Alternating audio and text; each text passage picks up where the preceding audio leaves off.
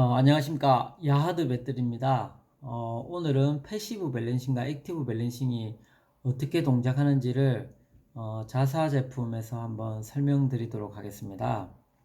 먼저 두 밸런싱의 차이를 간단히 말씀드리면, 먼저 패시브 밸런싱은 셀이 일정 전압 이상이 되었을 때 BMS 내의 부하저항으로 전류를 소모시켜 더 이상 충전이 되지 않게 하는 기능입니다.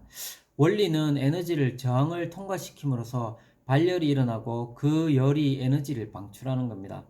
조금 어려운데 간단히 말씀드리자면 저항 부품으로 전류를 태운다고 생각하면 됩니다. 그래서 다른 셀보다 높은 전압이 걸리는 셀이 있으면 그 셀의 전류를 열로 방출하여 없애버리는 것이죠. 그렇게 밸런싱을 잡는 기술이 패시브 밸런싱입니다. 여기에는 단점이 있습니다. 위에 말씀드렸듯이 특정 셀의 전류를 버리는 것이기 때문에 충전 효율이 떨어지겠죠. 그러다 보니 충전 효율 측면에서 볼 때 동작은 만충이 다 되어 갈 때만 동작을 시킵니다. 보통 셀 전압이 3.5V 이상일 때 동작을 합니다. BMS 종류마다 동작은 상이할 수 있습니다. 그리고 이 소모량이 그렇게 크지는 않습니다. 아무리 높게 설계를 해도 소모 전류가 100에서 150mA 이상 설계하기가 어렵습니다. 보통 50mA 미만인 제품도 많습니다. 왜냐하면 저항이 발열하기 때문에 소모량을 높일수록 더 많은 열이 발생하여서 BMS 전체가 뜨거워지고 그래서 방열 필요성도 생기기 때문에 설계 한계가 있습니다. 그럼 이제 액티브 밸런싱, 즉 이퀄라이저는 어떻게 동작하냐면 간단히 설명하면 전압이 높은 특정 셀이 다른 셀에 에너지, 즉 전류를 나누어 주어 밸런싱을 합니다. 보통 이퀄라이저는 BMS 내에 삽입되어 있지 않고 모듈 제품 형태로 판매를 합니다. 그래서 각 셀에 선을 연결하여 편차에 따라 밸런싱을 하게 됩니다.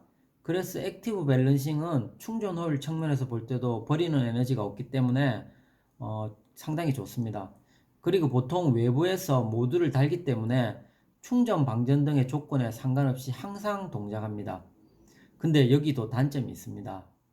BMS와 별개의 동작을 하기 때문에 항상 동작을 하게 되는데 이 이퀄라이저 모듈을 구동하기 위한 전력, 즉 에너지가 필요한 거죠.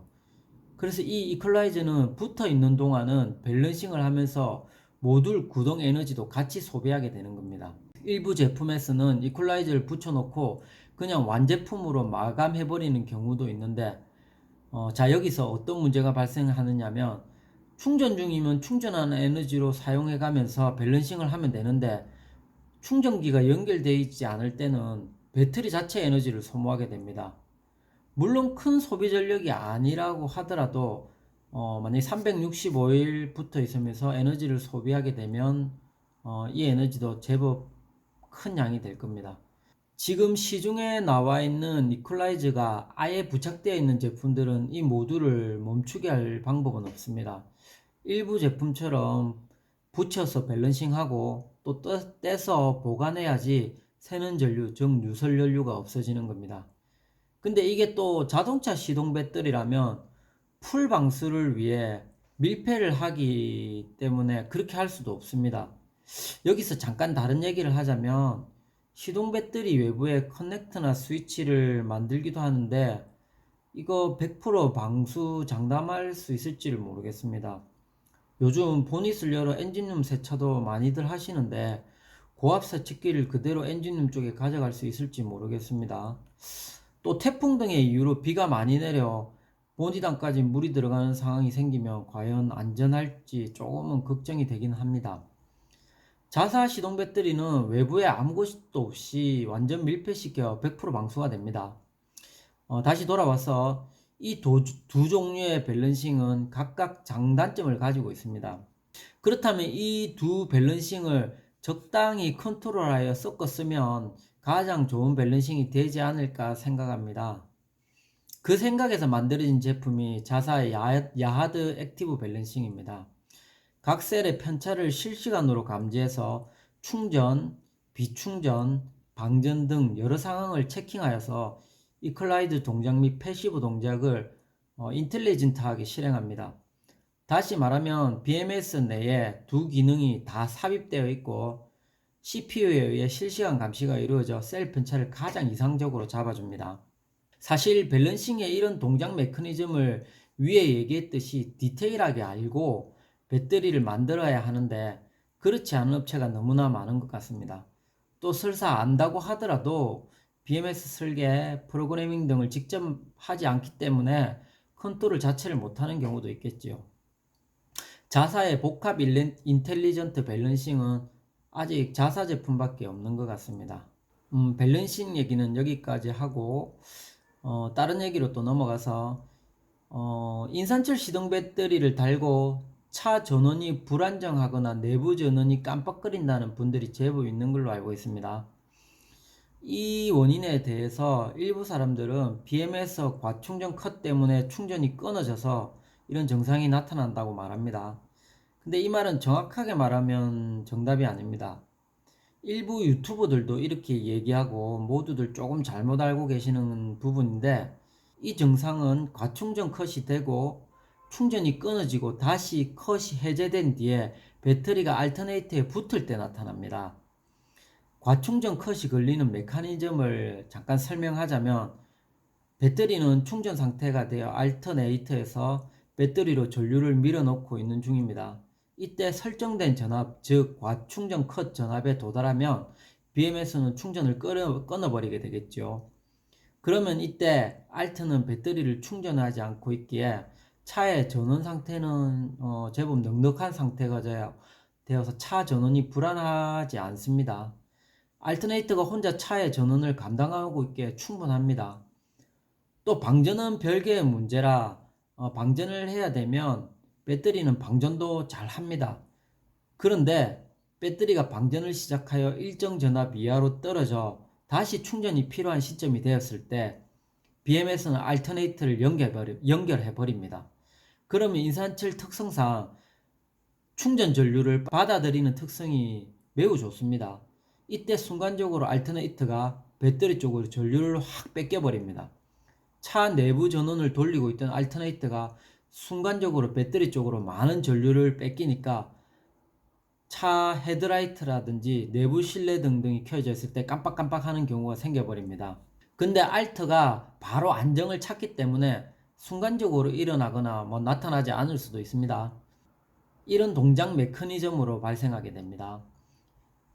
일부 유튜브나 사람들은 컷 될 때 나타나는 걸로 잘못 알고 계시는 분들이 있긴 하지만 어쨌든 과방적 컷 동작에 의해서 발생되기 때문에 비슷합니다. 근데 이 증상은 바로 딱 한 번으로 잘 나타나지는 않습니다. 배터리가 컷 전압에서 붙었다 떨어졌다를 짧은 순간에 여러 번 반복적으로 일어나다 보면 나타나기에 컷 전압과 충전 복귀 전압의 갭을 조금 두면 정상이 완화됩니다.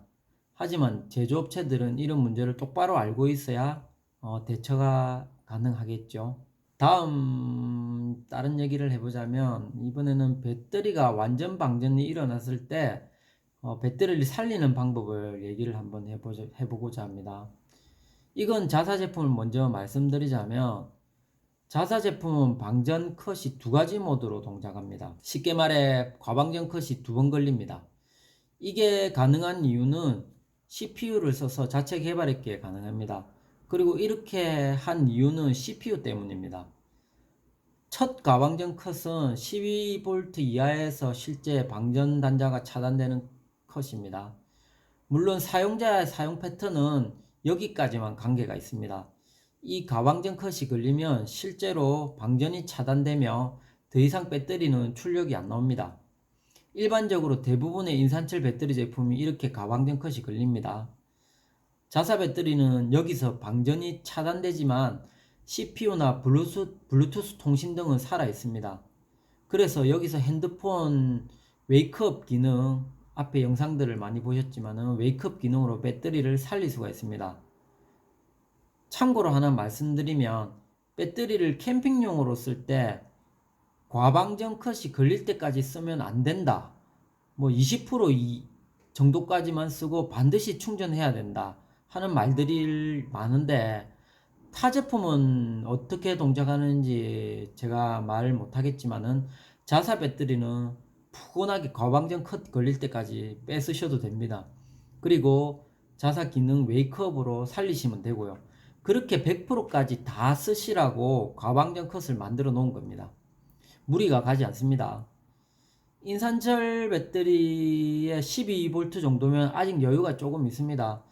단지 인버터라든지 전압 활용도에서 12V가 낮기 때문에 컷을 거는 겁니다. 그 상태에서도 표기된 용량은 다 나옵니다. 다시 돌아와서 그럼 2차 방전 컷은 어떻게 걸리냐면 약 자사 제품 기준으로 약 9.6V 이하가 되면 또 한 번 방전 컷이 걸립니다.